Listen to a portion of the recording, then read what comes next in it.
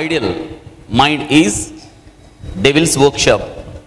రోజంతా పనితో మనం అలసిపోతాం కదా, రోజంతా పనిలో సాయంత్రం అలసిపోయిన తర్వాత వాడు జాగ్రత్త, అలసిన సమయంలోనే వాడి దగ్గరికి వస్తాడు. అలసిన సమయాన్ని వాడు అదనంగా చూసుకుంటాడు. అగైన్ అలసిన సమయంలోనే దేవుని యొక్క వాక్యాన్ని మళ్ళీ నువ్వు ధ్యానించడం మొదలు పెట్టాలి. Then your soul will be refreshed. దేవుని వాక్యం ఎప్పుడు కూడా మన జీవితాలకు దూరంగా ఉండకూడదు కూడా. దేవుని వాక్యాన్ని ఎప్పుడు కూడా మనం ధ్యానించే వారిగా ఉండాలి. ఎందుకంటే ఇది రెండంచులు కలిగిన ఖడ్గం కదా. యేసుక్రీస్తు వారు శోధించబడుతున్నప్పుడు అపవాదిని దేంతో ఆయన ఓడించాడంటే దేవుని యొక్క వాక్యం ద్వారానే.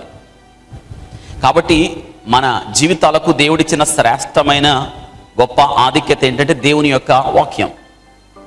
కాబట్టి సాయంత్రాల వేళ కూడా మనం సాదాసీదాగా తీసుకోవడానికి వీల్లేదు. సాయంకాలం కూడా వెరీ ఇంపార్టెంట్. మన క్రైస్తవ జీవితాల్లో సాయంత్రము అనేది కీర్తనకారుడు రాస్తున్నాడు, నీ చేతులెత్తుట సాయంకాలపు నైవేద్యం వలె అని. కాబట్టి సాయంత్రాలు మన జీవితాలలో మనం గొప్ప ఆధ్యాత్మిక స్థితికి వెళ్ళడానికి కూడా మన జీవితంలో ప్రాముఖ్యమైన సమయాలు. కాబట్టి మనం చాలాసార్లు ఉదయం ధ్యానం చేసాం కదా, సాయంత్రం ఏముందిలే, ఉదయం చాలాసేపు ప్రార్థన చేసుకున్నాం కదా, ఇంకా సాయంత్రం చేసుకోవడానికి ఏముందని చాలాసార్లు మనం అనుకుంటూ ఉంటాం. కానీ సాతానికి అవకాశం ఇచ్చిన వాళ్ళం అవుతాం. మనం ఎప్పుడూ ఐడియల్గా ఉండకూడదు. మన మైండ్ని ఎప్పుడు కూడా ఖాళీగా ఉంచకూడదు. ఎప్పుడు కూడా దేవునితో మనం సంభాషిస్తూనే ఉండాలి. మూడో వ్యక్తికి అవకాశం ఇవ్వకూడదు. మూడో వ్యక్తి అపవాది మనలో జొరబడడానికి ఇష్టపడతాడు. కాబట్టి చేతులెత్తుట సాయంకాలపు నైవేద్యం ఇశ్రాయేలు జీవితంలో చాలా ప్రాముఖ్యమైన, మన జీవితాల్లో కూడా. సండే సాయంత్రం వేళ మనం ఇక్కడ ఉన్నాం. సోమవారం నుంచి శనివారం దాకా మీ గృహాల్లో meditate the word of God day and night. రాత్రింబవళ్ళు కూడా దేవుని యొక్క వాక్యాన్ని ధ్యానించడానికి మీకు ఒక గొప్ప అవకాశంగా దేవుడు అనుగ్రహిస్తున్న సమయాన్ని మన జీవితాల్లో సద్వినియోగం చేసుకోవాలి. కాబట్టి ఈ ప్రాముఖ్యమైన దేవుని యొక్క వాక్యంలో ఈ సాయంత్రానికి సంబంధించిన ఓ ప్రాముఖ్యమైన ఇట్స్ ఎ బ్యూటిఫుల్ ప్యారబుల్ చెప్పాలని దేవుడు మనతో మాట్లాడాలని ఇష్టపడుతున్నాడు ఆయన. చాలాసార్లు మనం బైబిల్ గ్రంథంలో చిన్న విషయాలు, బైబిల్ గ్రంథంలో చాలా సాదాసీదాగా మనం చదువుకుంటున్న విషయాలు, వాటిల్లో మనం ఆలోచించినప్పుడు గొప్ప మాటలుగా, గొప్ప మన జీవితాలకు స్ఫూర్తినిచ్చేవిగా, అందులో మన భవిష్యత్తు నిర్దేశించిన మాటలుగా మనం లోతుకు వెళ్లే కొద్ది దాని అర్థాన్ని తెలుసుకోగలుగుతాం కదండి. మనం చాలాసార్లు దేవుని యొక్క వాక్యంలో మనం చదివేసిన విషయాలు మళ్ళీ వెనక్కి రండి, మళ్ళీ చదవండి. ఇంతకుముందు తెలిసిన దానికన్నా మరొకసారి నీకు ఎక్కువ అర్థమవుతుంది దేవుని యొక్క వాక్యం. ఎందుకంటే అందులో జీవం ఉంది. ఒక్కోసారి అర్థం కాదు. అర్థం కానప్పుడు మనం చేసే ఒక పొరపాటు ఏంటంటే అర్థం కావట్లేదని దాటేసి వెళ్ళిపోతావు. అది అర్థం కావడానికి ఏం లేదు. దేవుడు అర్థమవడానికి నీకు నాకు ఆ గ్రంథంలో రాయించాడు తప్ప అర్థం కాని విషయాలు ఏమీ లేవు. నువ్వు అర్థం కాలేదని నువ్వు అనుకున్నావు, దాన్ని దాటేసి మరొక అధ్యాయానికి వెళ్ళిపోయావు. నేను మీకు జ్ఞాపకం చేస్తున్నాను ఏంటంటే అక్కడే నిలబడి మళ్ళీ చదవండి. లేదా అర్థమైన వాక్యాలు కూడా ఇదంతా నాకు తెలిసిపోయిన వాక్యమే కదా, దీని సారాంశం అంతా నాకు తెలుసు అని అనుకోకండి. ఎందుకంటే అందులో జీవం ఉంది. అది నువ్వు లోతుకు వెళ్ళే కొంది దేవుని యొక్క వాక్యం నిన్ను లోతుకు తీసుకుని వెళ్తుంది నీ ఓపిక కదా. ఎప్పుడైనా చూడండి, శ్రేష్టమైన వజ్రాలు కానీ శ్రేష్టమైన ముత్యాలు కానీ ఒడ్డున దొరకవు. మీకు లోతుకు వెళ్ళే కొంది వాటి విలువ చాలా పెరుగుతుంది కదండి. మనకి లోతున వెళ్ళాలి, దేవుని యొక్క వాక్యం లోతున వెళ్ళాలి. దేవుడు ఎప్పుడు కూడా మనల్ని ఒడ్డునే ఉండమండు. ఏహెచ్కేలుతో దేవుడు అన్నాడు ముందుకే పద అన్నాడు కానీ వెనక్కి పద అన్నాడా? లోతు ఎంత అంటే అన్నాడు చేల మండలం లోతు అన్నాడు. సరిపోద్దులే ఇంకా నువ్వు వెనక్కి వెళ్ళు అనలా, లేకపోతే అక్కడ నిలబడి అనలా. ఏమన్నాడు? ముందుకు పద అన్నాడు. ఇప్పుడు లోతు చూసుకో అన్నాడు. ఇప్పుడు ఎంత ఉందంటే మోకాళ్ళ లోతు అన్నాడు. దేవుడు అంతటితో తృప్తి పడలా. చాలే ఈ నీ యొక్క వయసుకి నీ యొక్క అనుభవానికి మోకాళ్ళ లోతు సరిపోద్దులే, ఏహెచ్కేలు నరపుత్రుడా బ్యాక్ వెళ్ళిపోలేదు, అక్కడ ఆగిపోనలా, ఇంకా పద ముందుకు అన్నాడు. ఇప్పుడు ఎంత అంటే నడుము లోతు అన్నాడు. ఇలా దేవుడు ప్రతిసారి కూడా ఎక్కడ దాకా నడిపించాడంటే ప్రవ్వా ఇంకా నాకు భూమి ఏం తగలట్లేదు, నీళ్ళలో తేలిపోతున్నానంటే అదండి మెజర్మెంట్. దేవుడిచ్చే కొలత ఏంటంటే నీ మీద నువ్వు ఆధారపడితే దేవుని యొక్క వాక్యం నీకు అర్థం కాదు. సంపూర్తిగా మనం ఎప్పుడైతే దేవునికి లోబడతామో, వాక్యాన్ని ధ్యానం చేసేటప్పుడు సంపూర్తిగా దేవుని మీద మనం ఎప్పుడైతే ఆధారపడతామో, పరిశుద్ధాత్ముడు కంట్రోల్లోకి ఎప్పుడైతే వస్తామో, ఆత్మ ద్వారా మనం ఎప్పుడైతే నడిపించబడతామో, దేవుని యొక్క వాక్యం అంత అద్భుత రీతిగా దేవుడు మనతో మాట్లాడడానికి ఇష్టపడతాడు. అందుకే కీర్తనకారుడు వాక్యాన్ని ధ్యానించి ధ్యానించి ధ్యానించి ధ్యానించి అంటాడు, జుంటు తేనె ధారల కన్నా ఏటి మధురం అంటున్నాడు, క్రొవ్వు మెదడుల కన్నా జుంటు తేనె ధారల కన్నా నీ వాక్యం, నువ్విచ్చిన ధర్మశాస్త్రం నాకు మధురంగా అనిపిస్తుందని. ఈరోజు నీకు ఎందుకు అనిపించట్లేదు మధురంగా అంటే నువ్వు ధ్యానించలేదు అనమాట. అంతే కదా, దేవుని యొక్క వాక్యం అంత టేస్టీగా ఎందుకు లేదంటే నీవు ధ్యానించలా, దాన్ని రుచి చూచినప్పుడు నీవు దేవుని యొక్క వాక్యం యొక్క గొప్ప ఆధిక్యత ఏంటో మనం తెలుసుకోగలుగుతాం. ఈ శ్రేష్టమైన సమయంలో మనకు తెలిసిన వాక్యమే మరొక ఆ ప్రాముఖ్యమైన విషయాన్ని ఆ వాక్యంలో మనం ధ్యానం చేయబోతున్నాం. ఇందాక జ్ఞాపకం చేశాను, ఇవి చాలాసార్లు బైబిల్ గ్రంథంలో మనకి ఏమీ తెలియదని చదువుకోవాలి, అన్నీ తెలిసిందని చదువుకోకూడదు ఎప్పుడు కూడా. ఇది నాకు అంత అలవాటైన వాక్యం అని ఎప్పుడు చదువుకోకండి ప్రభువా, ఎందుకంటే ఇది మనుష్యుడు ఇచ్చను బట్టి ఒక్క లేఖనం కూడా పుట్ల, మనుషుడు రాసింది కాదు. ఇది మనుషులు పరిశుద్ధాత్మ ప్రేరేపితులై దేవుని యొక్క వాక్యాన్ని రాసినట్లుగా బైబిల్ గ్రంథంలో మనం చూస్తున్నాం. కాబట్టి ఇది దేవుడు రాసిన మాట కాబట్టి, ఇది జీవం కలిగిన మాట కాబట్టి, ఈ జీవానికి అంతు లేదు కాబట్టి దేవుని వాక్యాన్ని మీరు ధ్యానం చేసే కొంది ఎన్నో ప్రాముఖ్యమైన విషయాలు అందులో కనుగొనడం మీరు చూస్తారు. కాబట్టి ఈ శ్రేష్టమైన సమయంలో మరొక ప్రాముఖ్యమైన మాటని జ్ఞాపకం చేస్తున్నాను. చూడండి, మనం యేసుక్రీస్తు వారు ఉపమానాలు చెప్పాడు. ఎందుకు ఉపమానాలు చెప్పాడంటే మన యొక్క తెలివేంటి ఆయనకు బాగా తెలుసు, మన జ్ఞానం ఏంటి ఆయనకు బాగా తెలుసు కదండి. ఎందుకు ఉపమానాలు చెప్పాడంటే సేమ్ యేసుక్రీస్తు వారికి ఒక మంచి పేరుంది. ఆయన ఎవరంటే గుడ్ టీచర్, ఆయన మంచి బోధకుడు కదా. ఆయన మంచి బోధకుడు.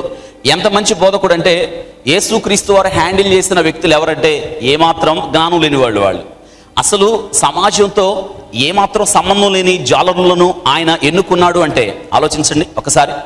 జాలరుల్ని రండి అన్నాడు. ఎవరిని పిలుచుకొచ్చుకున్నాడంటే ఆయన సముద్ర తీరంలో తిరుగుతా చేపలు పట్టే వాళ్ళని తెలుసుకున్నాడు కదండి. ఈరోజు నేటి దినాల్లో ఎవరైనా ఒక ఉన్నతమైన పనికి పిలవాలంటే ఎన్ని క్వాలిఫికేషన్స్ అండి, ఎంత ఇంటర్వ్యూలు పెడతారు, స్క్రీనింగ్ పెడతారు, చేసిన తర్వాత ఫిల్టర్ పెట్టి తర్వాత ఎంతెంతో చేసిన తర్వాత అప్పుడు కానీ ఒక పనికి సెలెక్ట్ చేయరు. మరి దేవాతి దేవుడు, జీవం కలిగిన దేవుడు తన పరలోక రాజ్యాన్ని కట్టడానికి వాడుకున్న దేవుడు ఎవరినో తెలిసి ఎన్నుకున్నాడు, చేపలు పట్టేవాళ్ళని ఎన్నుకున్నాడు. మరి వాళ్ళకి పరలోక రాజ్య సంగతులు చెప్పాలంటే ఈయన ఎలా బోధించాలి ఆలోచించారా? అందుకే వాళ్ళకే కాదు, నేటి వరకు కూడా ఆయన ఉపమానాలు రీతిగా ప్రభువారు మొట్టమొదటిగా బోధించాడు. ఉపమానము లేకుండా ఆయన ఏది కూడా బోధించలేదు.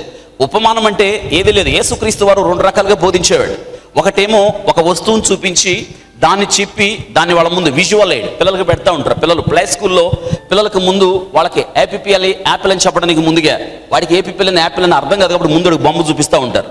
అంతే కదా, బొమ్మ చూపిస్తారు. BOY బాయ్ లేదా BAT బ్యాట్ అని చెప్పడానికి ముందుగా వాడికి ఒక బ్యాట్ బొమ్మ ఇస్తారు.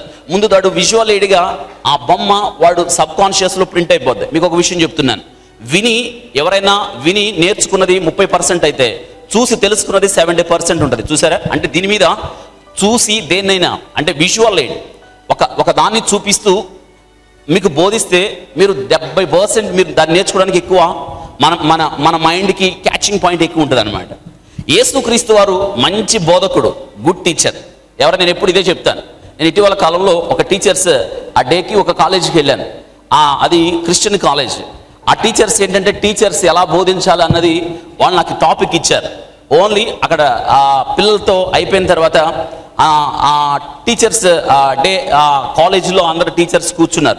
అందులో కాలేజీ వాళ్ళు, ఇంజనీరింగ్ కాలేజీ వాళ్ళు టీచర్స్ డే అయిన తర్వాత నేను యేసుక్రీస్తు వారు వాళ్ళు ఇచ్చిన టాపిక్ ఏంటంటే how to be a good teacher. మంచి టీచర్గా ఉండడానికి మేమేం చేయాలన్నది టాపిక్ అనమాట. దాని టాపిక్లో నేను అన్ని 10 పాయింట్లు చెప్పాను వాళ్ళకి. అన్ని యేసుక్రీస్తు వారు ఆయన ఎలా బోధించాడో అలా బోధించాలి. If you want to be a good teacher, నీవు ఒక మంచి టీచర్ కావాలంటే follow the foot steps of Christ. యేసుక్రీస్తు వారు ఆయన అడుగుజాడలో నువ్వు నడవాలి. ఆయన ఎలా డీల్ చేశాడో, ఒక తెలివి తక్కువ వాళ్ళకి ఎలా చెప్పాడో, ఆయన తీసుకున్న మొట్టమొదటి అంశం ఏంటంటే విజువల్ ఎయిడ్స్. ఒక విషయాన్ని చూపించి ఆయన అర్థమయ్యేటట్టు చెప్పాడు. అందుకే లేకపోతే పరలోక రాజ్య సంగతులు మనకేంటి అర్థం అవడం ఏంటి, ఆ దినాల్లో శిష్యులకేంటి అర్థం అవడం ఏంటి, చేపలు పట్టే వాళ్ళకి. యేసుక్రీస్తు వారు ఆయన బోధించడానికి ఎన్నుకున్న మొట్టమొదటి స్టెప్ అది. రెండోది, యేసుక్రీస్తు వారు బోధించడానికి ఎన్నుకున్న మరొకటి ఏంటంటే కంపారిజన్. ఉదయకాలం 2 ఆరాధనలో చెప్పాను, మీకు కొన్ని కంపారిజన్ చూపించాను. ఏంటంటే చూడండి, యేసుక్రీస్తు వారు ఎప్పుడు రెండింటి వస్తువులను దగ్గర పెట్టి కంపేర్ చేసి చూపించేవాడు. ఆయన మంచి చెట్టు, పనికి మాలిన చెట్టు రెండు చెప్పాడు. మీరు మంచి చెట్టులాగా ఉండండి, మంచి చెట్టు మంచి ఫలాలను ఫలిస్తుంది, కాని చెట్టు పనికి మాలిన చెట్టు కాని ఫలాలు ఫలిస్తుంది. రెండింటిని చూపించి మన నిర్ణయాన్ని మనకే వదిలిపెట్టాడు. ఒకడేమో బుద్ధిమంతుడు, రెండో వాడేమో బుద్ధిహీనుడు. బుద్ధిమంతుడంటే ఏంటో చెప్పాడు. నా మాటలు విని వాటి ప్రకారం చేయువాడు బండ మీద తన ఇల్లు కట్టుకున్న బుద్ధిమంతుని పోలి ఉండును. వానలు వచ్చిన వరదలు వచ్చిన గాలి విసిరి ఆ ఇంటి మీద కొట్టగా ఆ ఇల్లు కూలిపోలేదు, ఎందుకంటే వాడు బండ మీద తన ఇల్లు కట్టుకున్నాడు. వీడు బుద్ధిమంతుడని చెప్పాడు. రెండోది ఇసుక మీద పునాది వేసిన వాడని చెప్పాడు. కంపారిజన్ చూసారా దేవుడు ఎలా కంపారిజన్ చేస్తా ఉన్నాడో.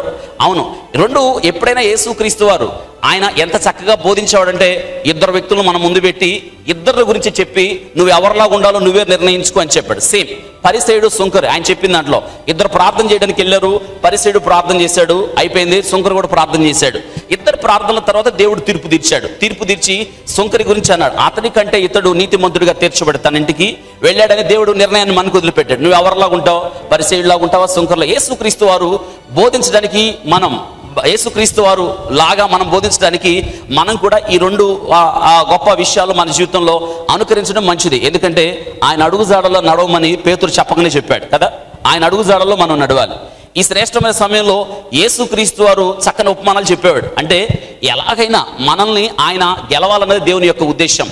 మనం మన జీవితాలలో ఆయన కార్యం జరగాలనేది దేవుని యొక్క ఉద్దేశం. దేవుడు కోరుతున్న ప్రాముఖ్యమైన ఏ వ్యక్తి నశించిపోట తండ్రి చిత్తం కాదు. మనం ఎవరం కూడా జారిపోవడం, ఎవరం కూడా నశించిపోవడం, ఎవరం కూడా దేవుని సన్నిధి నుండి దూరంగా వెళ్ళిపోవడం, దేవుని సహవాసం నుండి దూరంగా వెళ్ళిపోవడం తండ్రికి ఏ మాత్రం ఇష్టం లేదు. అంతటా అందరూ మారు మనసు పొందాలని తండ్రి అభిష్టం ఆయన అనింది కదండి.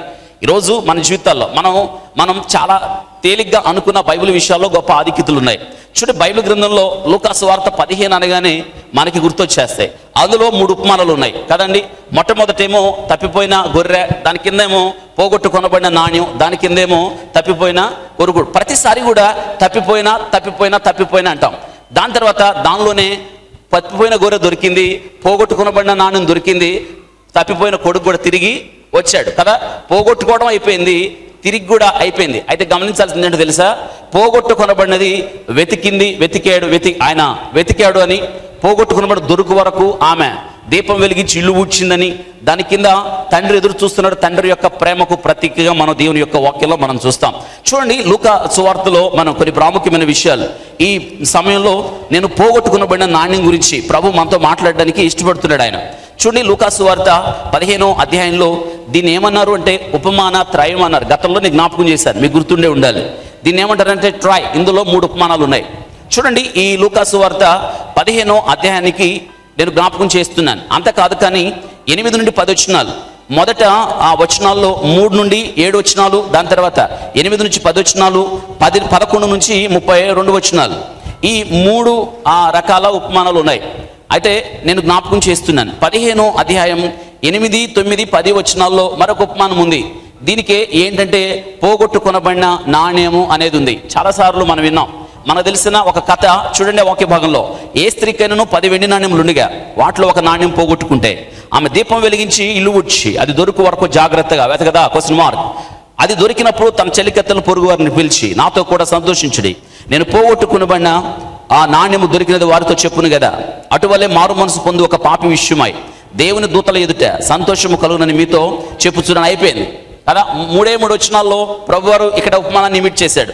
కనీసం దీనిలో గమనించారా, మొదటి ఉపమానంలో అయితే 3, 4, 5, 6, 7, 8 ఆ వచనాలు ఉన్నాయి, 4 వచనాలు ఉన్నాయి. ఇక తప్పిపోయిన కుమారుడు దానిలో సుదీర్ఘమైన వచనాల్లో దేవుడు వివరించాడు. కానీ 8, 9, 10 వచనాల్లో ఇక్కడ తేల్చేశాడు ప్రభు గారు. ఇక్కడ మనం నేర్చుకునేది ఏంటంటే నాణ్యం, పోగొట్టుకొనబడిన నాణ్యం. ఒక అంకంట 10 వెండి నాణ్యాలు ఉన్నాయంట. 10 వెండి నాణ్యాలు ఉంటే ఒకటి పోయిందంట. ఇంకెన్ని ఉన్నాయి ఆమె దగ్గర? మాట్లాడండి. ఎన్ని ఉన్నాయి? 9 ఉన్నాయి. ఈమె పోతే పోయిందిలే, 9 ఉన్నాయి. ఏదో ఈ 9తో మనం సరిపెట్టుకుందాం. అలా ఏం చేస్తున్నామా, దీపం వెలిగించి ఇల్లు ఊడ్చి ఎప్పటిదాకా అది దొరుకు వరకు ఏంటంట వెతికింది అని ప్రభు చెప్తున్నాడు. ఎందుకు ఇవి మనం ప్రతిసారి కూడా నేర్చుకోవాలంటే ఇది ప్రభు చెప్పిన ఉపమానం, అది ప్రాముఖ్యత. ఇది యేసుక్రీస్తు వారు చెప్పిన ఇది అద్భుతమైన ఉపమానాలు ఈ 3 కూడా.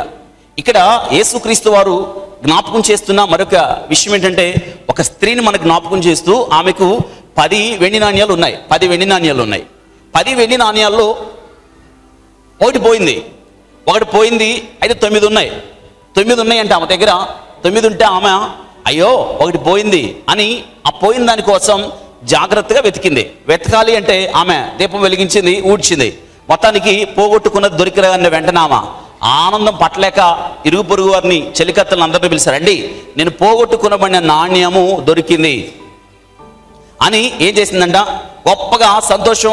ఆమె ఎంత సంతోషపడిందో నాతో కూడా సంతోషించడని చెప్తుందామా. అంటే పోగొట్టుకున్నది ఏమైంది, ఆమెకి దొరికింది. పోగొట్టుకున్న బండది దొరికింది, అవును కదా. అది ఆ సంతోషం తనతోనే కాదు. Happiness is never fulfilled unless it is shared. మనలో ఉన్న ఆనందం అది ఎప్పుడు ఫుల్ఫిల్ అవుతుందంటే మన ఆనందాన్ని ఇతరులకు పంచుకున్నప్పుడే కదా. ఈ వాక్య భాగంలో ఒక స్త్రీని దేవుడు మనకి చూపించడానికి ఇష్టపడుతున్నాడు. ఆమెకి 10 వెండి నాణ్యాలు ఉన్నాయి. దీన్ని ఉపమానాలు. మొదటి ఉపమానంలో ఒక గొర్రె, 100 గొర్రెలు ఉన్నాయి, ఒక గొర్రె పోయింది, 99 ఉన్నాయి. రెండో ఉపమానంలో ఒక స్త్రీ 10 వెండి నాణ్యాలు, ఒకటి పోయింది, 9 ఉన్నాయి. కిందికి ఉపమానాలు వచ్చేటప్పటికల్లా ఒక తండ్రి, 2 కుమారులు, ఒకడు పోయాడు, ఒకడున్నాడు కదండి. ఎందుకు యేసుక్రీస్తు వారు అన్నిట్లో పోగొట్టుకోవడం లేదా తప్పిపోవడం, జారిపోవడం అన్న మాటలు తరచుగా చూస్తాం. పోయింది తిరిగి దొరికింది అని. అయితే యేసుక్రీస్తు వారు ఎందుకు ఈ ఉపమానం చెప్పాడు అంటే నేను కొన్ని ప్రాముఖ్యమైన విషయాలు జ్ఞాపకం చేయడానికి ఇష్టపడుతున్నాను. మొదటి 2 వచనాల్లోనే యేసుక్రీస్తు ఎందుకు ఈ 3 ఉపమానాలు చెప్పమన్నాడో ఈ లూకా భక్తుడు స్పష్టంగా రాసేసాడు. అందులో ఒకప్పుడు సమస్తమైన సుంకరులను పాపులను ఆయన బోధ వినుటకు ఆయన దగ్గరకు వచ్చుచుండగా పరిసయ్యులను శాస్త్రులకు చూసి ఇతడు పాపులను చేర్చుకుని వారితో కూడా భోజనము చేయుచున్నాడని చాలా సణుగు కొనిరి. NIV బైబుల్ న్యూ ఇంటర్నేషనల్ వెర్షన్లో ఉంది. This man welcomes sinners and eats with them. ఆయన ఈ మనుషుడేంటి పాపులను పిలిచి వాళ్ళతో కలిసి ఏం చేస్తున్నాడంట, భోజనం చేస్తున్నాడు, వాళ్ళతో కలిసి కూర్చుంటున్నాడు అని ఆయన మీద అంట బైబిల్ గ్రంథంలో ఉంది. చాలా సణుగు కొనిరి అంట. గమనించారా? అందుకే యేసుక్రీస్తు వారు శాస్త్రులు పరిసయ్యుల యొక్క కార్యాలను యేసుక్రీస్తు వారు నిర్ద్వందంగా తోసిపుచ్చాడు. వాళ్ళని ఖండించాడు. అందుకే వాళ్ళు అన్నారు ఆయన మీద కక్ష పెట్టుకున్నారు. ఎందుకంటే వాళ్ళ దేవుడు వాళ్ళకి రకరకాల పేర్లు పెట్టాడు. ఎందుకంటే వాళ్ళ జీవిత విధానం బాగలేదు. పైకేమో భక్తిగా ఉంటారు కానీ వారి అంతరంగంలో భక్తి ఏం లేదు.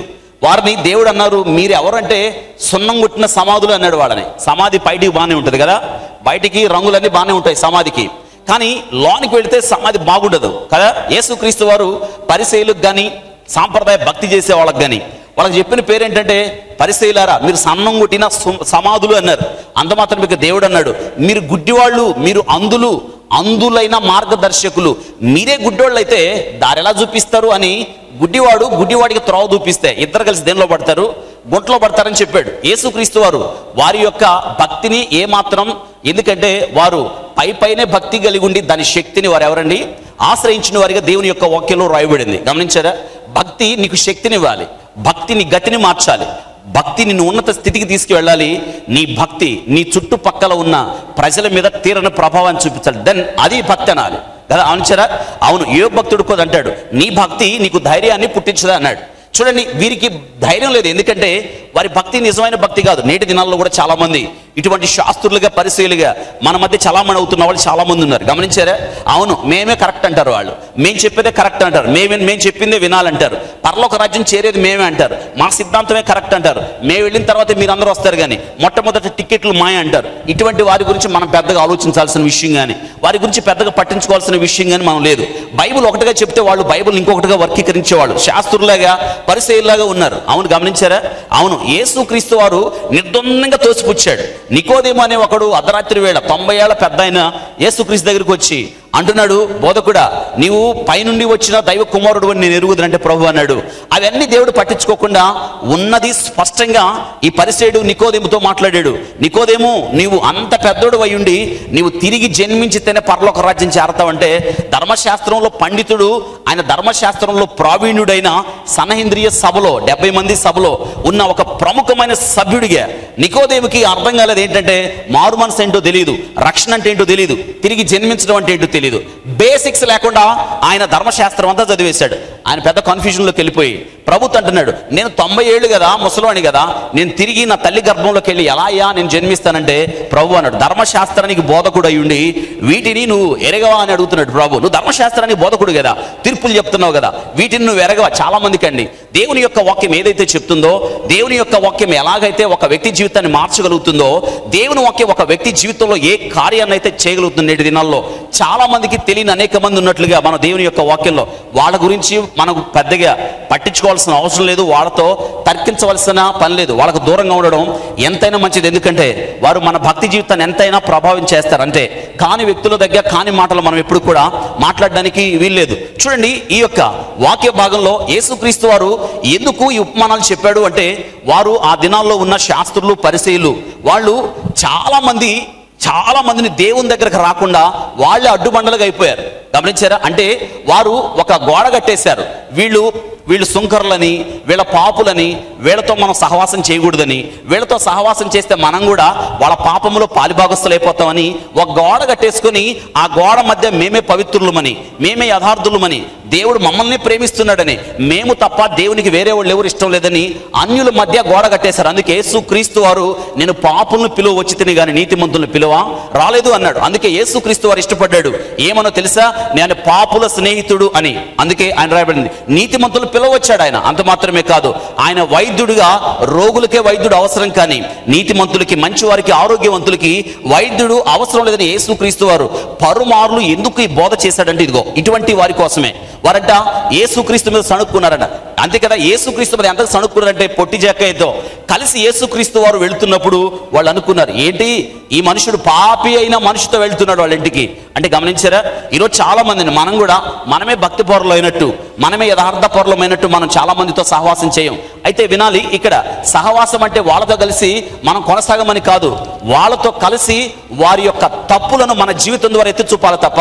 ఇది ప్రభు వారు చూడండి, గమనించారా? ప్రభు వారితో ఉన్నాడు. శాస్త్రులు పరిసయ్యులు వాళ్ళకి ఎంత బోధించినా వారు మారు మనసు చెందిన వ్యక్తులు కాదని వాక్యంలో మనం చూస్తున్నాం. యేసుక్రీస్తు వారు ఎందుకు ఈ 3 ఉపమానాలు చెప్పాడంటే, శాస్త్రులు పరిసయ్యుల యొక్క స్వనీతిని ఆయన తీవ్రంగా ఖండించాడు.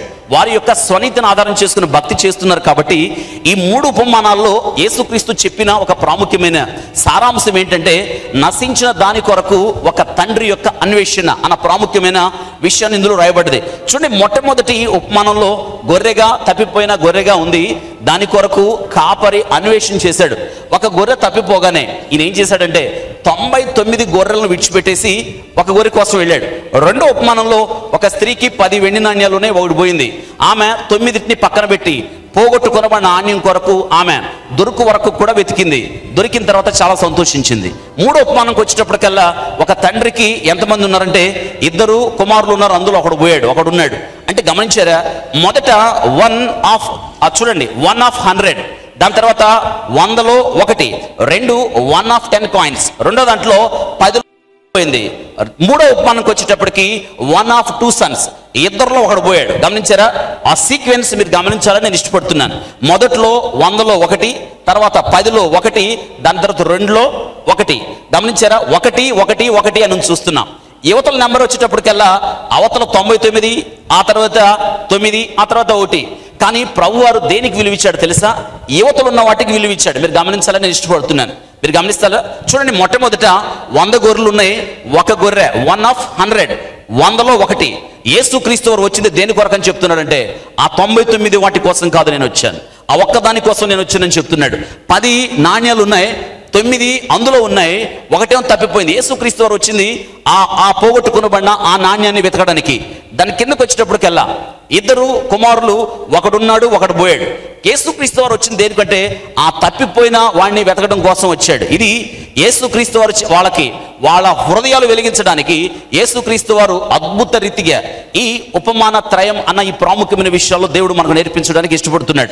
చూడండి, మొదటి ఉపమానం మనం మూడో ఉపమానానికి మనం ధ్యానం చేయడానికి మన సమయం లేదు, కానీ కొన్ని ప్రాముఖ్యమైన విషయాలు ఈ యొక్క ఆ పోగొట్టుకునబడిన నాణ్యంలో నేను చెప్పాలని ఇష్టపడుతున్నాను. యేసుక్రీస్తు వారు గమనించారా? ఈ యొక్క ఉపమానాల్లో ఆయన చెప్పడానికి ఇష్టపడుతున్నా. చూడండి, అందరూ గమనించారా? అందరూ విలువ కలిగిన వాళ్ళు. యేసుక్రీస్తు వారు చెప్పడానికి ఇష్టపడుతున్న విషయం ఏంటంటే, దేవునికి అందరూ కావాల్సిన వాళ్ళే. గమనించారా?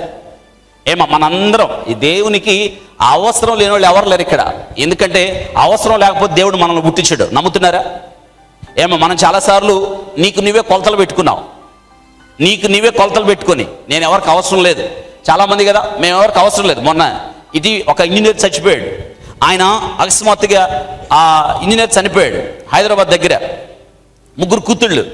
ఆయనకి 3 కూతుళ్ళు పెద్ద పెద్ద చదువులు చదువుకున్నారు 3, కానీ పెళ్లి గల వాళ్ళకి. పెద్ద అమ్మాయికి 32, తర్వాత అమ్మాయికి 30, ఆ తర్వాత అమ్మాయికి 28. వాళ్ళకు ఒక తమ్ముడు ఉన్నాడు, వాడు ఇంజనీరింగ్ చదువుతున్నాడు, వాడికి 24 సంవత్సరాలు. నలుగురు సంతానం, వాళ్ళ నాన్న చనిపోయాడు, ఆస్తులు ఉన్నాయి, అంతస్తులు ఉన్నాయి, కానీ ఎందుకో వాళ్ళకి పెళ్లి కాలేదు, ఉద్యోగాలు రాలే.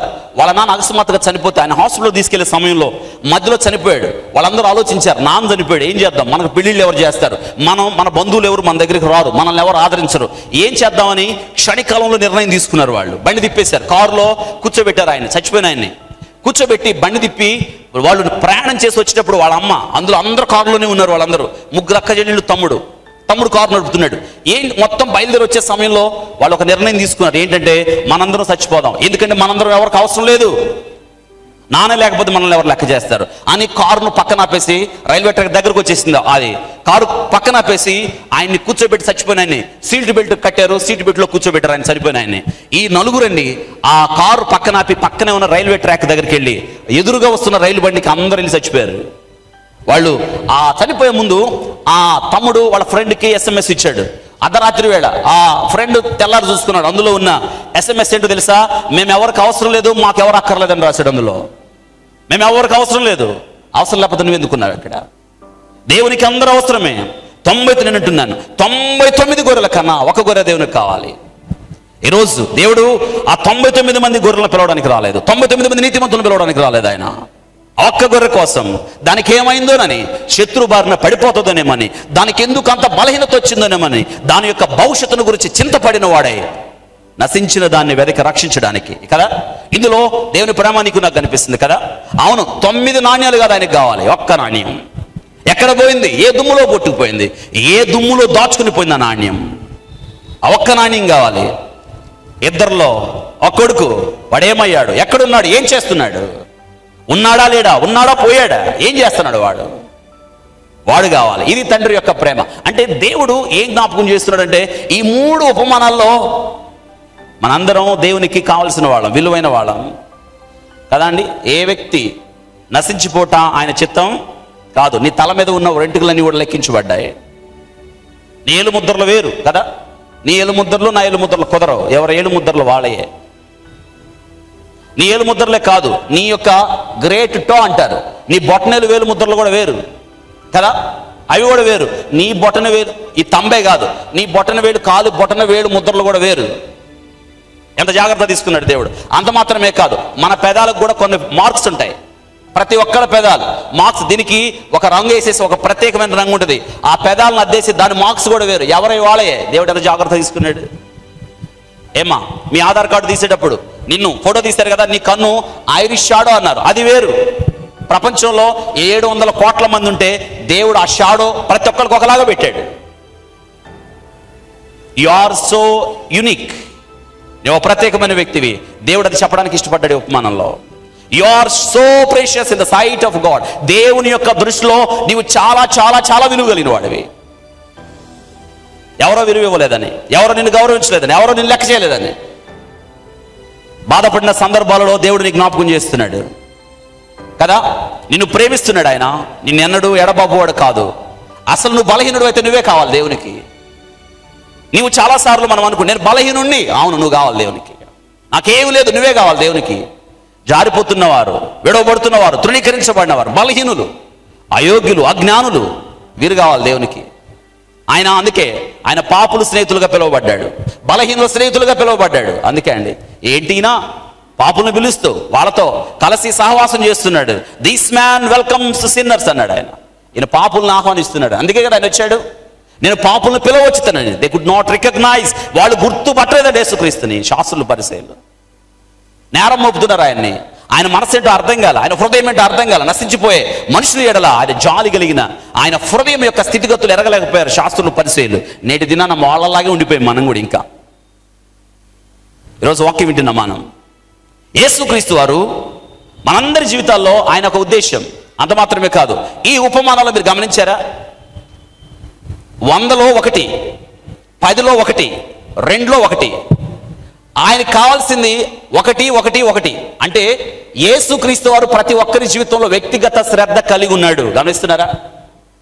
Personal tender care. ఆయన ఎంత జాగ్రత్త తీసుకున్నాడు నీ గురించి. ఆయన మనందరం తెలుసు ఆయనకి కదా.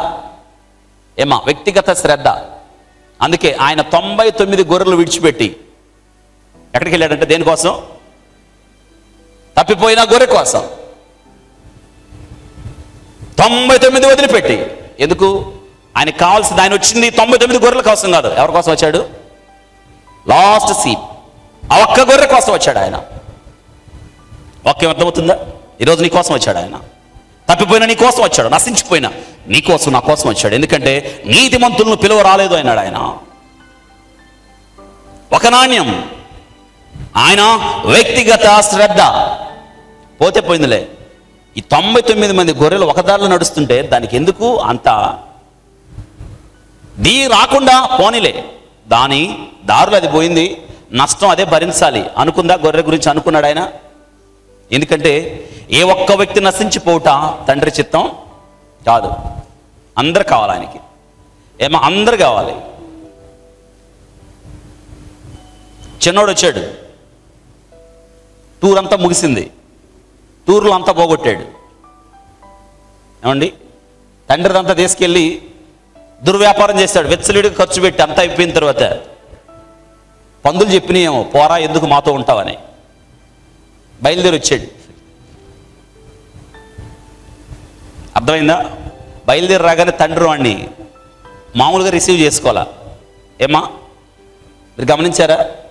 ఎంత గొప్పగా రిసీవ్ చేసుకున్నాడు. తండ్రి మొదట చూసి పరిగెత్తుకుంటా వాడి మెడ మీద పడి ముద్దు పెట్టి ఏడ్చి అందరిని పిలుస్తున్నాడు, రండి ఈ నా కొడుకు తప్పిపోయి దొరికాడు, చచ్చిపోయి బ్రతికాడు. ఇప్పుడు ఆడు కాదు, ఈడు కొత్తవాడు వచ్చాడు, నా కుమారుడు వచ్చాడు. స్టార్ట్ చేయండి పండగ, ఆనందించండి, విందు చేయండి, ఆళ్ళ పిలవండి, ఏళ్ళ పిలవండి. బోర్డు కూడా పెట్టారు, లైటింగ్ బోర్డు. వాడు బొమ్మ వేసి తప్పిపోయి దొరికాడు, చచ్చిపోయి బ్రతికాడు. సాయంత్రం అయింది, పాపం పెద్దోడు వచ్చాడు. పెద్దోడు వచ్చి దూరంగానే అర్థమైపోయింది, లైటింగు హడావుడి ఎప్పుడు లేదు. వాడు పోయిన దగ్గర నుంచి లైట్లు కూడా వేసేవాళ్ళు లేరు. మా నాన్న ఎప్పుడు కిటికీ దగ్గర కూర్చొని, తలుపు దగ్గర కూర్చొని ఆయన ఏడిపోతే ఏడుస్తున్నాడు. ముసలోడి దగ్గర తక్కువ లేదు, చాలా ఉంది అనుకున్నాడేమో. అట్టంటే వాడు నన్ను పట్టించుకోకుండా వాడి కోసం ఏడుస్తున్నాడు. కానీ తండ్రి మనసుడికి అర్థం కాలేదు కదా. ఈరోజు మనలాగే కదా, వాడు పరిస్థితి ఆ ఇంట్లో. ఏమ్మా అర్థమైందా? ఈరోజు మనం కూడా అదే కదా. మన పేరు పక్కన ఒకటి పెట్టి తగిలించుకోవాలి. ఏంటా మన పేరు పక్కన? బయట కనపైన లోన్ అనుకోండి, మీ పేరు పక్కన మీకు ఒక డిగ్రీ. మనందరం పరిశీలమే. అసూయ, ద్వేషాలు, ఇతరులంటే తక్కువ చూపు, ఇతరులంటే పడదు. బయట కనకపోయినా లోన్ తిట్టుకుంటూ ఉంటా వాళ్ళని. జాగ్రత్త, అలా చేయకూడదు. మనం పరిశీలి యొక్క మనసు అది, పరిశీలి యొక్క భావాలు, పరిశీలి యొక్క నడవడిక. అందుకే దేవుడు పరిశీలన అసలు ఉపేక్షించలేదు. ఆయన వాళ్ళని తీవ్రంగా ఖండించాడు, వాళ్ళ బోధలు ఖండించాడు. తప్పు మార్గంలో నడుస్తున్నాడని ప్రభు చెప్పాడు, వాళ్ళు మారలా. సాయంత్రం వచ్చాడు. సాయంత్రం రాగానే పక్కడం పిలిచి అడిగాడు, ఏంట్రా అదంతా అని. వాడి విషయం అంతా చెప్పాడు. మామూలుగా లేదు ఇంట్లో మీ నాన్న పరిస్థితి. పండగ ఇప్పుడు నుంచి కాదు, మధ్యాహ్నం జరుగుతుంది, మధ్యాహ్నం నుంచి స్టార్ట్ అయింది. ఒక మాట ఉంది, వాడు బయటే నిలిచిపోయి ఏంటంట బయటే ఉండిపోయాడు. పండగ జరుగుతూనే ఉంది, వాడి గురించి ఎవరు పట్టించుకునేవాళ్ళు లేరు. ఎవరో చెప్పారా తండ్రికి, నీ పెద్ద కొడుకు వచ్చాడు, ఎక్కడున్నాడు? బయట ఉన్నాడు, వాడి సంగతి ఏంటో చూడమని. ఈ తండ్రి గమనించారా? మొదట తప్పిపోయిన వాడి కోసం పరిగెత్తుకుంటూ వెళ్ళాడు. ఇప్పుడు పెద్దోడు రమ్మనం లోనకనలా, వాడి కోసం కూడా ఏం చేశాడు? ఈయన బయటికి వచ్చి అంటున్నాడు, లోనికి రా, నువ్వు బయట ఎందుకున్నావు? చూసారా? చిన్నోడు ఎలాగ కావాలో తండ్రికి పెద్దోడు కూడా ఏ ఒక్క వ్యక్తి నశించిపోవడం అది చెప్తున్నాడు ఈ ఉపమానాల్లో. రోజు వాక్యం వింటున్నా మనం. అవును, తప్పిపోయినా వాడు, తప్పిపోయినా గొర్రె, తప్పిపోయిన నాణ్యం అనుకోవచ్చు, లేదా పోగొట్టుకొనబడిన నాణ్యం, తప్పిపోయిన కుమారుడు, వీరందరి కొరకు తండ్రి అన్వేషణ, మారని ప్రేమ, మారని వాత్సల్యత ఈ వాక్య భాగంలో మనం చూస్తాం. గమనించారా? అవును, తప్పిపోయిన గొర్రె దొరికినప్పుడు కాపరి యొక్క సంతోషం, పోగొట్టుకొనబడిన నాణ్యం దొరికినప్పుడు ఆ స్త్రీ యొక్క సంతోషం, తప్పిపోయి చనిపోయిన కుమారుడు దొరికినప్పుడు, ఇంటికి వచ్చినప్పుడు ఆ తండ్రి యొక్క సంతోషం. ఇది చివరికి ఈ ఉపమానాల్లో దేవుడు చెప్పేది ఏంటంటే, ఒక పాపి రక్షణ పొందితే పరలోకంలో గొప్ప సంతోషం. వాళ్ళకేం తెలుసండి మిగతా వాళ్ళకి. అందుకే దేవుడు ఈ ప్రాముఖ్యమైన ఉపమానాలు దేవుడు చెప్పడానికి ఇష్టపడ్డ ప్రాముఖ్యమైన ఉపమానాలు చాలాసార్లు ఇవి చదివాం. అందుకే ఒకసారి మీ దృష్టికి జ్ఞాపకం చేయడానికి అవుట్లైన్స్, ఇందులో ఉన్న సారాంశం ఏమిటనేది నేను జ్ఞాపకం చేయడానికి ఇష్టపడ్డాను. ఇప్పుడు మనం వాక్య భాగంలోకి మనం వెళ్ళడానికి చూడండి, ఒక స్త్రీ ఉంది, ఆమెకి 10 వెండి నాణ్యాలు ఉన్నాయి. పురాతన కాలంలో పాలస్తీనా దేశంలో జస్ట్ లైక్ వెడ్డింగ్ రింగ్ అన్నట్టు. ఏమో అర్థమైందా? మనకి వివాహం యొక్క ఉంగరం ఎలా ఉంటుందో వాళ్ళకి, ఒక స్త్రీకి ఒక మెడకి వేసుకోవడానికి 10 వెండి నాణ్యాలు ఉంటాయి. వాళ్ళు చాలా ఘనంగా ఎంచుతారు, దాన్ని విలువైందిగా ఎంచుతారు. అర్థమవుతుందా? ఇది ఆమెకున్న 10 వెండి నాణ్యాల్లో ఒకటి పోయింది. అయితే పోతే ఆమె 9 ఉన్నాయి కదా, ఎలాగో అడ్జస్ట్ అవుదాం అని అనుకోలే. ఆమె ఏం చేసిందంటే, ఆమె దీపం వెలిగించి ఇల్లు ఊడ్చి అది దొరుకు వరకు జాగ్రత్తగా వెతకదా. ఆమె ఏం చేసిందంట, 10 వెండి నాణ్యాలు వాటిలో ఒక నాణ్యం పోగొట్టుకుంటే ఆమె దీపం వెలిగించి ఇల్లు ఊడ్చి అది దొరుకు వరకు జాగ్రత్తగా వెతకదా. అది దొరికినప్పుడు తన చెలికత్తెలను పొరుగు వారిని పిలిచి, నాతో కూడా సంతోషించుడి, నేను పోగొట్టుకున్న నాణ్యం దొరికినది వారితో చెప్పును కదా. అటువలే మారు మనసు పొంది ఒక పాపి విషయమై దేవుని దూతల ఎదుట సంతోషం కలుగునని మీతో చెప్పుచున్నాను నేను కదా. అవును, 3 ఉపమానాలు ఇందాక చెప్పాను. 1 తప్పిపోయిన గొర్రె, 2 పోగొట్టుకొనబడిన నాణ్యం, 3 లాస్ట్ కాయిన్ పోగొట్టుకొనబడిన. అవును, ఇందులో శ్రేష్టమైన సారాంశం God's love for the lost. దేవుని ప్రేమ, పోగొట్టుకొనబడిన దాని మీద దేవుని ప్రేమ. నీవు పోగొట్టుకొనబడ్డావు, నశించిపోయావు, నువ్వెక్కడో జారిపోయావు, జిగట గల దొంగ ఊపిలో జారిపోయిన నిన్ను వెతకడానికి దేవుని ప్రేమ అన్నడు మారదు. అవును కదా? అవును, పోగొట్టుకొనబడిన నాణ్యం. ఈరోజు ఈ వాక్య భాగంలో ఉన్న శ్రేష్టమైన విషయాలు నేను జ్ఞాపకం చేయడానికి క్లుప్తంగా ఇష్టపడుతున్నాను. నాణ్యం గమనించారా? నాణ్యం ఎలా ఉంటుందంటే, నాణ్యాన్ని మొట్టమొదటిగా దాన్ని నాణ్యము విలువ ఉంది, దానికి ఒకటి విలువ ఉంది. విలువ లేకపోతే నాణ్యం కాదు అది కదా, దానికి విలువ ఉంటుంది నాణ్యం. పురాతన కాలంలో వెండి నాణ్యాలు ఉండేవి. వెండి నాణ్యాలు ఏ నాణ్యమైనా సరే అవి ఎక్కడి నుంచి తీయబడతాయంటే భూమి నుంచి తీయబడతాయి. ఒక ఆశ్చర్యకరమైన విషయాన్ని జ్ఞాపకం చేస్తున్నాను. చూడండి, ఈ పోగొట్టుకొనబడిన నాణ్యము ఎవరంటే నువ్వు నేనే. పోగొట్టుకొనబడిన నాణ్యంతో ఒక పాపిని పోల్చినట్లుగా ఈ వాక్య భాగంలో మనం చూస్తున్నాం. ఈ పోగొట్టుకొనబడిన నాణ్యం దగ్గర నీ పేరు నా పేరు రాసుకుంటే సరిపోద్ది. ఇక్కడ పోగొట్టుకొనబడింది నువ్వు నేనే. చూడండి, అనగా పోగొట్టుకొనబడిన నాణ్యం దగ్గర నశించిపోయిన పాపి, పోగొట్టుకొనబడిన పాపి, తృణీకరించబడిన పాపి, చేజారిపోయిన పాపి అని రాసుకోవాలి. అనగా ఈ నాణ్యము దేంతో పోల్చబడ్డదంటే ఒక పాపితో పోల్చబడ్డది.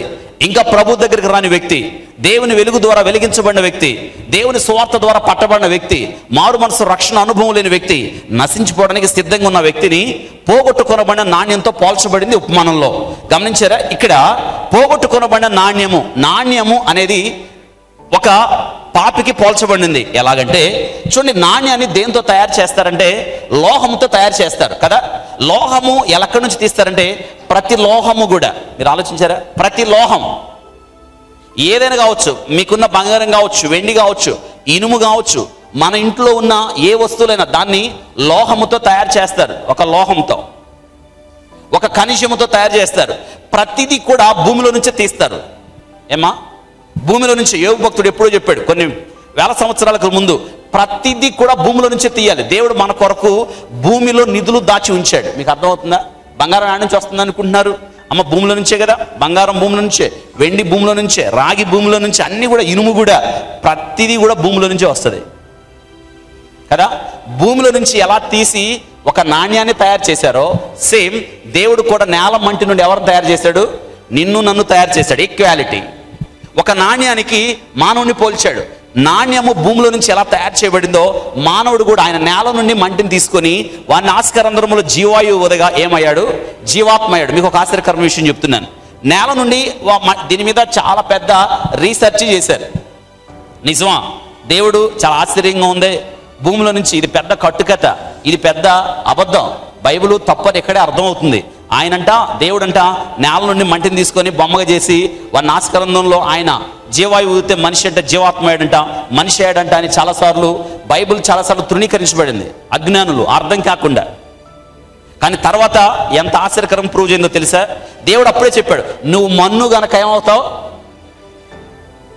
మట్టిగా. అప్పుడు దేనిలో కలిసిపోద్ది? ఈజీగా మట్టిలో కలిసిపోద్ది కదా.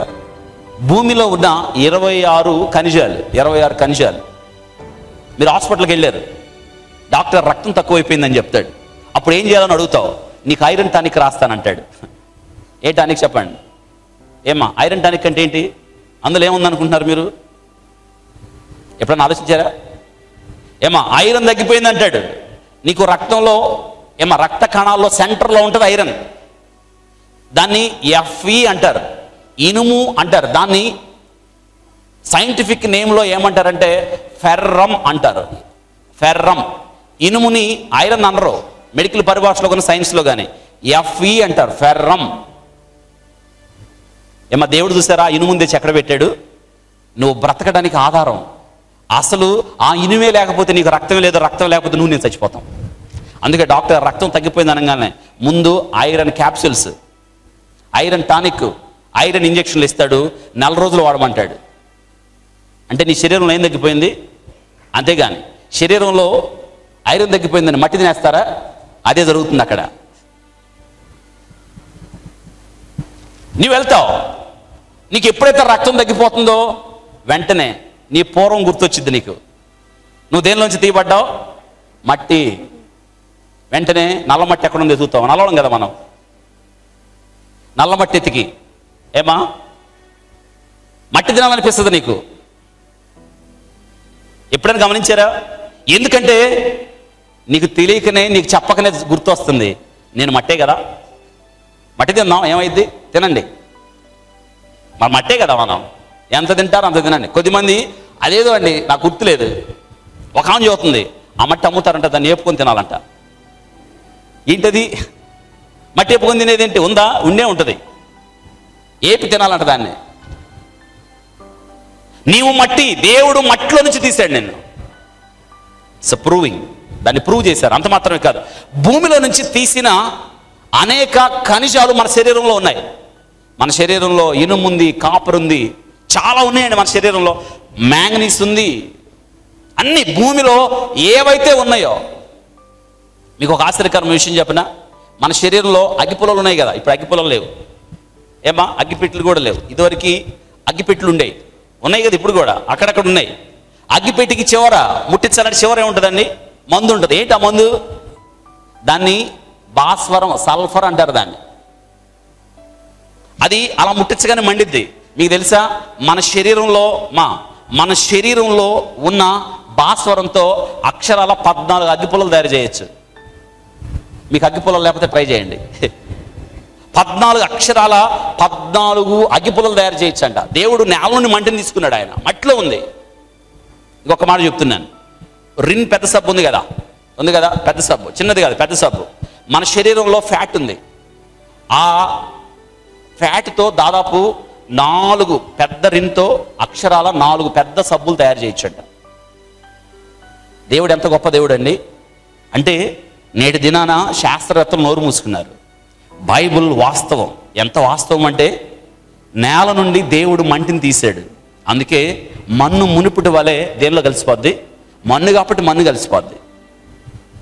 ఆత్మ దానిని దయచేసిన దేవుని దగ్గరికి వెళుతుంది కదండి. ఆత్మ దాన్ని దయచేసిన. మీకు ఒక విషయం, ప్లాస్టిక్ కవర్లు ఆపేయండి, ప్లాస్టిక్ కవర్లు వాడకండి. దానివల్ల పర్యావరణ విఘాతం కలుగుతుంది. దానివల్ల మన పర్యావరణం వేడి పెరిగిపోతుంది. కాబట్టి ప్లాస్టిక్ కవర్లు చాలా చోట్ల నిషేధించారు. ఇప్పుడు అంత చోట నిషేధించారు. దాని బదులు పేపర్లు వాడండి అని. గమనించారా? ఒక ప్లాస్టిక్ అంట, ఒక కవరు ఇదివరకు మనం ఇప్పుడు రావటం లేదులేండి. మనం వాడిన కవరు భూమిలో కలిసిపోవడానికి అక్షరాల 1600 సంవత్సరాలు పట్టిద్దంట. అంటే 1600 సంవత్సరాల కవర్ అట్టాగే ఉంటుంది భూమిలో కలవకుండా. అదే మానవ శరీరం అలా పూడ్చిపెట్టామనుకోండి, కొద్ది రోజుల తర్వాత ఏమైపోతుంది?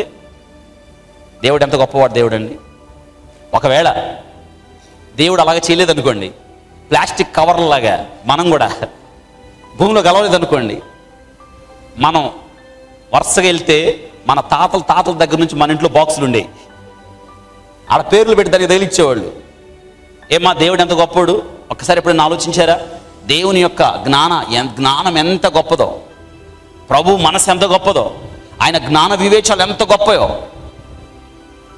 మన్ను మునుపటి వల్లే మన్ను అయిపోద్ది. సేమ్ ఖనిజం భూముల నుంచి తీయబడింది. మానవుడు కూడా భూముల నుంచి తీయబడ్డాడు. నాణ్యము భూమిలో నుంచి తయారు చేయబడినట్టు మనుషుడు భూమిలో నుంచి తయారు చేయబడ్డాడు. 2 స్క్రీన్ మీద కనిపిస్తుంది, రైట్ డౌన్, మీరు రాసుకోండి. 2 నాణ్యానికి విలువ ఉంటుంది, అంతే కదండి. మన దగ్గర నాణ్యం అంటే 5 రూపాయల కాయిన్, 10 రూపాయల కాయిన్ కదా. ఇవి 2 రూపాయల కాయిన్, రూపాయి కాయిన్, ఇవన్నిటికీ దేని విలువ దానికే, అంతే కదా. రూపాయి విలువ రూపాయికే కాయిన్కి, లేదా 2 రూపాయలకి 2 రూపాయలు, 5 రూపాయలకి 5 రూపాయలు, లేదా 10 రూపాయలు, దేని విలువ దానికి ఉంది. సేమ్ మనం కూడా విలువ ఉంది, మనకి విలువ ఉంది. ఎంత విలువ అంటే దేవుడు ఎంత జాగ్రత్తగా నిన్ను చేశాడో చూడండి. ఒక విలువ ఉంది, ఒక ఆధిక్యత ఉంది. నీకు విలువైన వాడివి.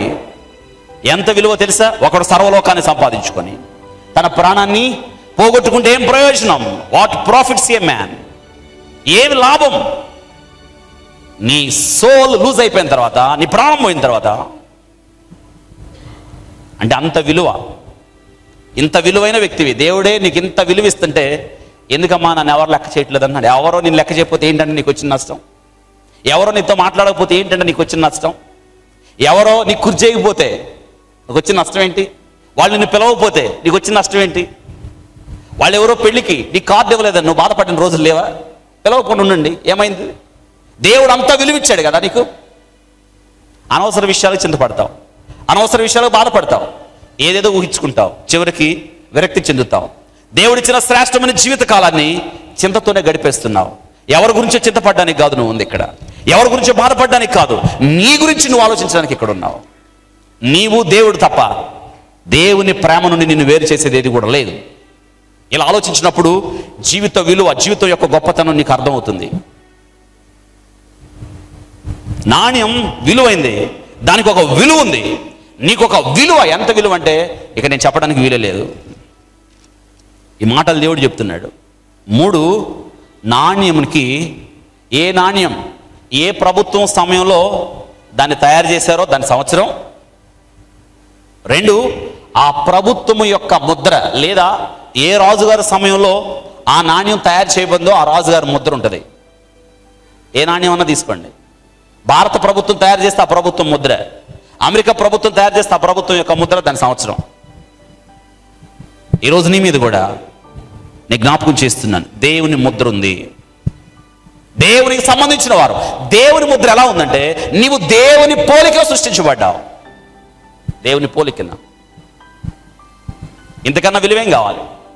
ఇంతకన్నా యోగ్యత ఏం కావాలి? నువ్వు ఎవరిలాగా ఉన్నావంటే దేవునిలాగా ఉన్నావు. చార్లెస్ డార్విన్ చెప్పినట్టు కోతిలాగా లేం మనం. ఉన్నాం అనుకున్నారు ఎవరైనా? ఏమా, మనం కోతిలోంచి రాలా, దేవుడిలో నుంచి మనం వచ్చాం, రూపంలో వచ్చాం, దేవుని అడుగుజాడల్లో నడవడానికి. దేవుని ప్రతినిధులుగా దేవుడు మనల్ని పిలిచాడు. ఆదామును దేవుడు పిలిచాడు. ఏమన్నా తెలుసా? ఆదాము దేవునికి ఏమవుతాడంట? కుమారుడు అవుతాడు. ఆదాము దేవునికి కుమారుడు అవుతాడని జ్ఞాపకం చేస్తున్నాను. దేవుని ప్రియమైన కుమారుడు ఆదాము. దేవుడు ఎంత విలువిచ్చాడు. నువ్వు విలువ పెట్టి కొనబడిన నా సొత్తు, నా స్వకీయ సంపాదం, నా నా నా అని వాడాడు. ఇంకేం కావాలి?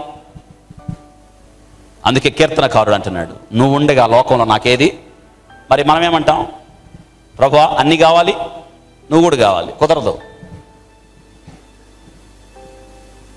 ఎంత విలువిచ్చాడు దేవుడు. నాణ్యాన్ని మీద ముద్రించిన ఏ రాజు అయితే ముద్రించాడో రాజు ముద్ర ఉంది నీ మీద. రాజు ముద్ర, రాజాతి రాజు ముద్ర, దేవుని ముద్ర నీ మీద ఉంది. నేను దేవునికి సంబంధించిన వారు. We're in the world, not for the world. లోకములో ఉన్నాం, కానీ లోకము కొరకు కాదు. It's a concept of every Christian. We're in the world, మనం లోకంలో ఉన్నాం, నాట్ ఫర్ ద వరల్డ్. లోకము కొరకు కాదు, మన మీద దేవుని ముద్ర ఉంది. దేవునికి సంబంధించిన వాడు. మన కనెక్టివిటీ ఆయనతో. మన ప్రభుత్వం అక్కడ. పౌలు చెప్తున్నాడు, మన పౌరసత్వం ఎక్కడుంది? పరలోకంలో ఉంది. ఇంత గొప్పగా దేవుడు నీతో మాట్లాడుతున్నప్పుడు మరి ఎందుకు చింతపడుతున్నావు? ఎందుకు దిగులు పడుతున్నావు? ఎందుకు విచారపడుతున్నావు? You are so precious. దేవుడు చాలా విలువైన వాడివి అంటున్నాడు. You are created in the image of God. దేవుని యొక్క పోలికలో నీవు సృష్టించబడ్డావు. ఇంకేం కావాలండి? మనుషుల గురించి ఆలోచించకండి, మనుషుల మాటల గురించి పట్టించుకోకండి. దేవుని దృష్టిలో నువ్వు చాలా చాలా చాలా విలువైన వారం.